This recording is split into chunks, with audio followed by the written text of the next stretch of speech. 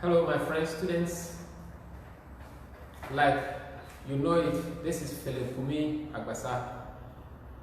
Some call me the iconic because I'm the author of the iconic economics textbook. I've come your way again. We have been treating demand, the concept of demand, and we are still on it. Don't say it's too loaded. It's a concept you must understand. It's very interesting. So be part of it. At this moment, I would like to remind you that if you have the videos, you have to go through all of them to understand any particular lesson. This particular lesson is types of demand, but you may not be able to understand it if you had not watched the previous lessons where I've explained everything that you need to understand this particular topic. So try to go back to it, watch it, and then you will understand this particular one. I believe that by the end of this lesson, you should be able to mention the types of demand, draw a diagram at least to show how a change in any commodity can affect the demand for the other. Hopefully, you should be able to give good examples in the types of demand we are going to go through. You are welcome once again. So, types of demand. In economics, we have four types of demand. Four types of demand, at least for you. We have the joint demand or complementary demand. We have competitive demand. We have composite demand, and we have derived demand. These are the four types of demand we have. Very easy to understand. As the first one, the term suggests joints. What do you understand by joint? Join. Complement. Something that goes with something. A hub. Complement. So we have complementary demand. What is joint demand or complementary demand? Simply put, it is when the demand for a particular commodity necessitates the demand for another commodity. Necessitate is not a big word, it's necessary. What I mean is that it is when the use of one commodity must go with the use of another commodity. Alternatively, when two or more commodities are demanded together in order to give the consumer or the user a complete satisfaction. You cannot use one of the commodity and be fully satisfied if you don't use the other. So when you buy one, you must buy the other so that you can have a full or a complete satisfaction. An example would do. If you have a car, you demand for a car, you buy a car, you must necessarily buy fuel. Or if it's a petrol car, you buy petrol before you can use the car and be satisfied. So we say that a car and fuel or petrol have joint demand. That is what is meant by joint demand. Two commodities are used together to give the user a complete satisfaction. You can't buy a car, no fuel, you sit in it and say drive, drive, drive. It will not go anywhere. So you must go for the complement of the car, i.e. the fuel. Put it in the car, start the engine, you see that you are going to enjoy your car. That is what we call joint or complementary demand. As simple as that. Okay. Give me another example of your own.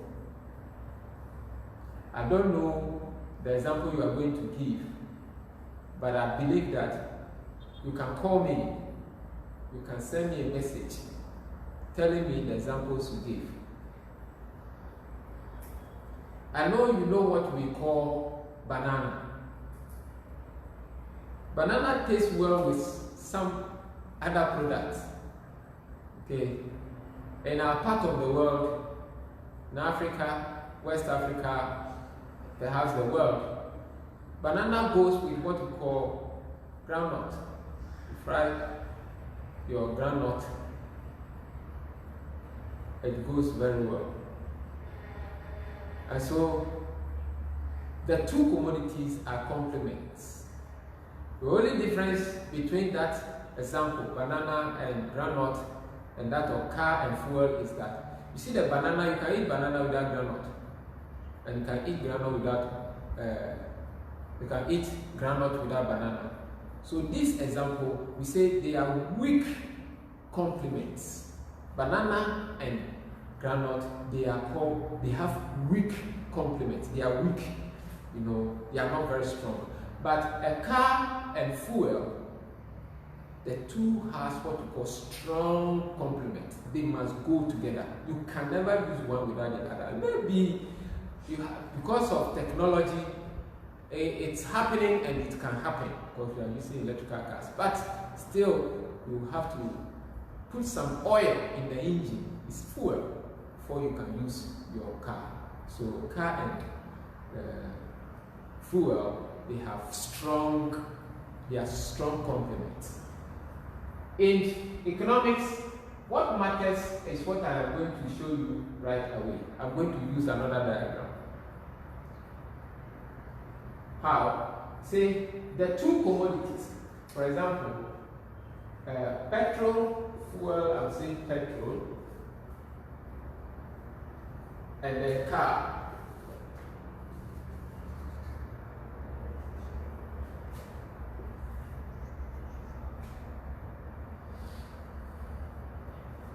This is a diagram for the petrol, the price of petrol.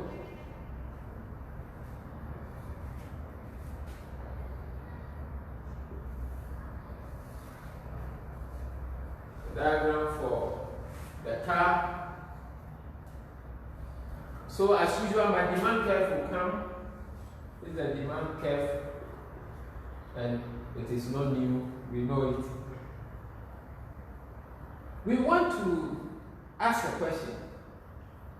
What will be the effect of a price change in petrol on the demand for cars? Sorry, this is supposed to be price and car.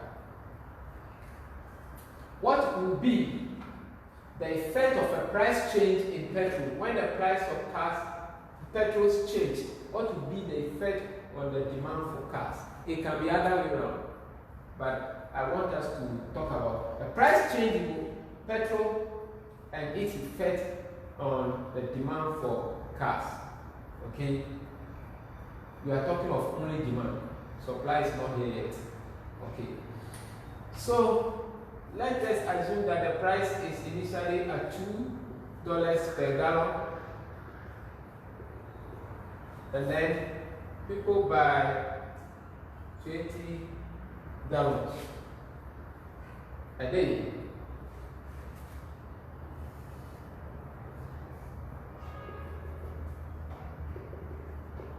Price of cars, let's say, is $20. Can be in thousands. Okay. So who are buying, let's say, 40. This is the initial for both. Then, all of a sudden, there is an increase in the price of petrol. When there is an increase in the price of petrol, you cannot come down. Because when you are going down, you are going to zero the origin, so you have to go up. Let's say the price per gallon goes to $4. Let's see what happens to the quantity of petrol that people are going to buy. Straight line, like we usually do, it touches the curve. You must go down to get the quantity. It has reduced, let's say 10 gallons. So increase in price leading to a fall in the quantity demanded of petrol. The question I ask is that what would be the effect? What would be the effect of these changes you are seeing here on the complement of the petrol, which is the car? How does petrol affect car? When there is an increase in the price of petrol, the quantity demanded of petrol will fall because of the increase in price. It's the law of demand. The effect on the demand for cars, people are no longer buying petrol. If there is no petrol, will the car move? No. So what effect will it have on this one? The demand for cars will have to fall. So this and a fall in demand can only be drawn to the left-hand side of the old curve. So there can be a fall drawn this way. D1 shown that way. You trace it from this particular line down. Demand has fallen to say 20.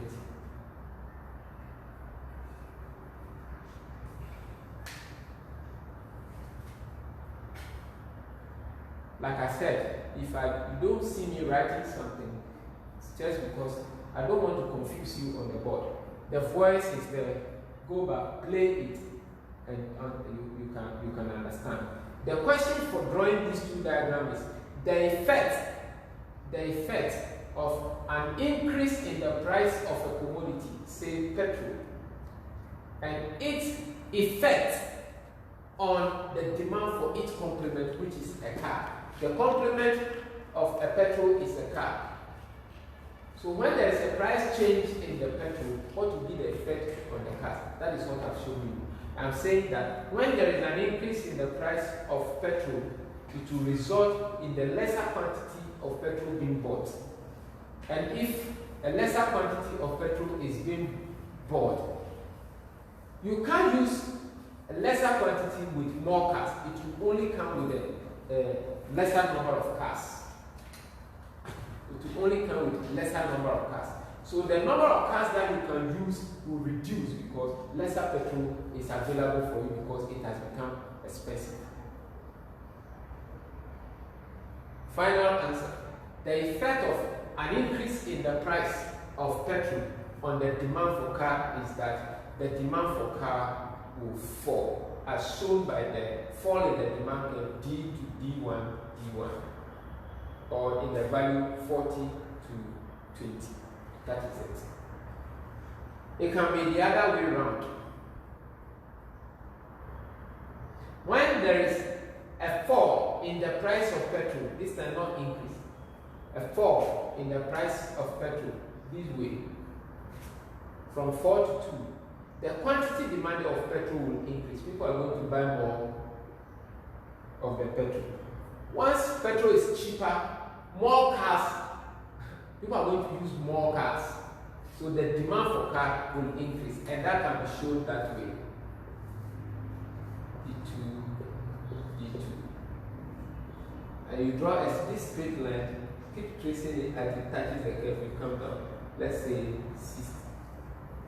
You are going to buy more of the cars. Remember the factors that influence demand, the price of a related commodity. If you remember. If you don't remember, go to that video, you will understand it. So here, it is the price of petrol that is causing the change here. But the price of petrol cannot directly influence the quantity demanded of cars. So we say that this change here, it is not the price of cars that is changing. It is the price of petrol that is influencing the change here. That is what the demand curve looks like, changing demand type. That is why it is like this. It's changing price of petrol, not changing the price of cars. So we must maintain the price of cars. Meanwhile, the demand is changing. Why is the demand changing? It's because petrol has become cheaper. So more people are buying more cars at the same price. That's what we should know. That's Type number 1. Type number 2, competitive demand. So what is competitive demand? When you say competitive demand, what is it?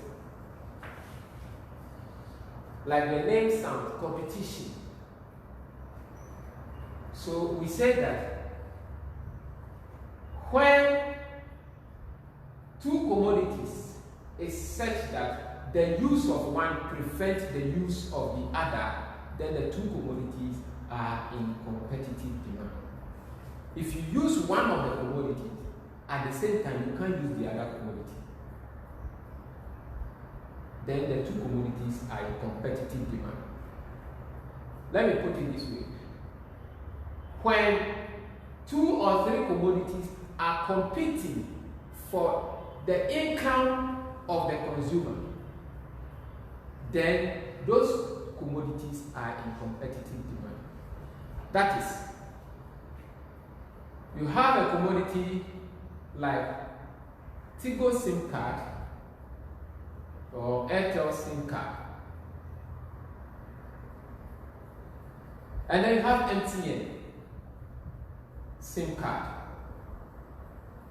You will notice that when you are making a call on MTN, you cannot make that same call on Tigo. So when you are going to buy MTN, Tigo will also like you to buy it. So Tigo SIM and MTN SIM, they are in competitive demand. Another good example can be a BMW saloon car and a Benz saloon car. The two are in competitive demand because they both would like you to buy it. They are competing for your income. You can't sit in the Benz car driving it at the same time you are sitting in the Benz car. Using one will prevent you from using the other. So these two commodities are said to be in competitive demand. We call them substitutes because they serve the same purpose. So two commodities that serve the same purpose, when you are using one, you can't use the other. They are said to be in competitive demand. I hope you get it.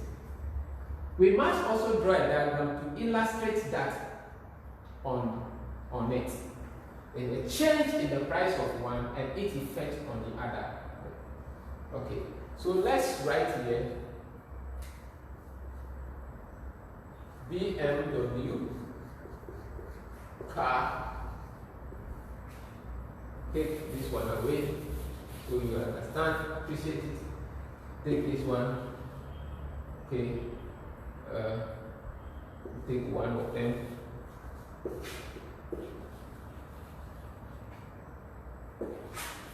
Alright, so you have Benz car.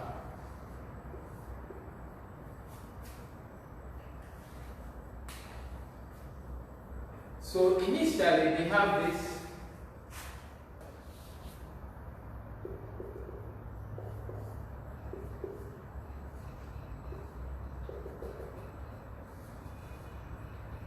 the price of a Benz car is 4, it can be 4 million, it's an assumption, and the number of cars that are being bought is 10, and the price of BMW is $20, and the quantity being bought is 20. It's too tight, so let me make it 22 so that it will be easier for you to understand. Okay, $20, 20 quantities. Okay, then let us assume that the price of Benz cars fall. What will be the effect on BMW? It falls to 2, traces the 2 to the curve, it touches the curve at this point. Let's see the quantity. People are buying more because it has become cheaper. A fall in the price of Benz car leading to the quantity demanded increasing from 10 units to 30 units. This will affect the demand for BMW. It will influence it. They are related. they are of the same category, same luxury cars, and so people will be willing to now buy more of the Benz car and lesser quantity of the BMW car. It has become cheaper, assuming the price of this has remained the same.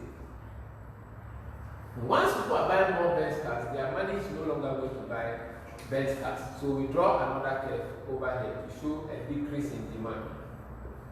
E1. From this straight line, you touch it from this point and go down. They are buying, let's say, 14.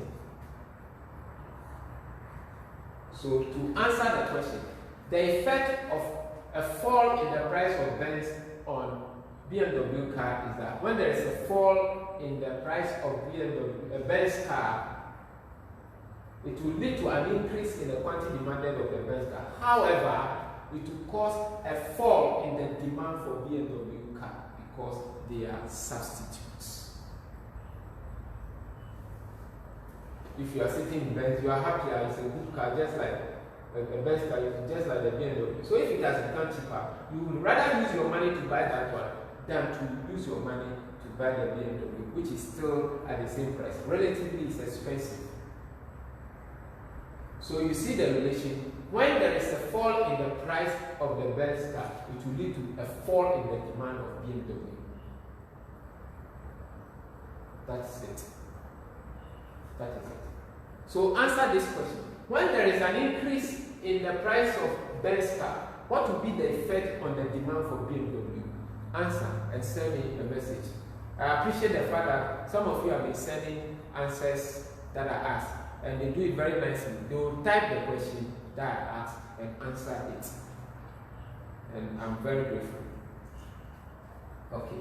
So we are going to the third type of demand. We call it composite demand. What is composite demand? Composite demand, it is when a commodity is demanded for several uses. If you demand for a commodity, and that commodity can be used for several things, we say that commodity has a composite demand. So, for example, we call something a leather, or it can be animal skin, this hard animal skin. When people demand for it, it's for several uses.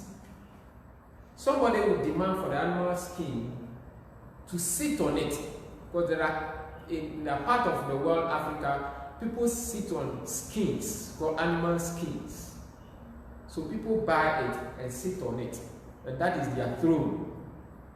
So that is one use of animal skin. That same animal skin can be used as a belt around your waist. It can be used as a belt. You only will have to treat it. When you treat it, you can use it as a belt. You don't know, a leather belt is coming from the animal skin. That's a fact. That same animal skin can be used as a decoration in people's rooms. People do that. So you see another use of it. It has what we call composite demand. That same thing can be used in the form of a bag, a shoe that you can wear. So animal skin or leather has several uses. When a commodity has such a demand, one commodity serving several uses, we say it has what we call composite demand. Now the interesting thing you have to know about composite demand is that when the price of the commodity increases, the total demand will fall drastically. We say it becomes very elastic, because the several uses of the product will all stop buying in bits, and the overall demand will fall. In the other way around, when the price of a commodity with a composite demand falls, the total demand will increase more than proportionately, more than necessary, because the several uses will increase their demand in bits and in bits, and the overall demand will be very grand. So it leads to a total demand more than proportionate compared to the fall in price. Okay, that is very good. The last one is derived demand. The word derived, that means you are getting something out of another thing. What is derived demand? Derived demand is when you demand for a commodity, not for the use of that commodity, but in order that you can produce other commodities out of it. I'm saying it again. A commodity has derived demand when it is not demanded for its own use, but for the production of other commodities. We say for further production. That is why you are demanding. An example will help you. When you get the example, you will appreciate and understand it. Example is money, cash. It can be a dollar bill. If you have a dollar bill, people don't demand for dollar because of the use of the dollar. It is because they want to use that money to get other things that money can get for them. A better illustration will help. I have never seen somebody ask for money, get the cash, the dollar or the CD or the naira, and then prepare a hot tea, put the money in it, and start sipping or drinking the water. No, we don't eat money. You demand for money because you want to buy Milo or a beverage. You want to buy something to eat. So money is said to have a derived demand. It has a derived demand. Something will have to be gotten out of the use of the money. I have never seen somebody sold money and the person has put it on as a dress and walking in town. I have never seen one before. So people don't demand for money just because they want to use the money itself. No. Because they want a car or a house or a clothes or something, they demand for it. So money has derived demand. In fact, all the factors of production, land, labor, capital, enterprise, they all have derived demand. These are the examples. So for example, land. People don't demand for land as the land as you see it because of its use. You want to use the land for yourself or on yourself. Again, I'm saying that I've never seen somebody fetch sand from the land, pour it into water and start eating the sand. I've never seen it. If you demand for land, it's because you want to put up a building on it.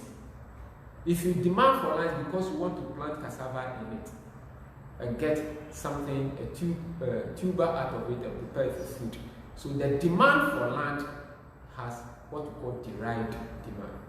I hope on this note, you will understand what the types of demand are. And I hope that you can give a very good explanation. With the use of your iconic textbook, you will be very glad you did. Get it, read through it. If you have any question, don't hesitate to send me a message and I'll be glad to answer you. Stay blessed, stay home in this period of COVID-19 and protect your family. God bless you. See you another time, another lesson.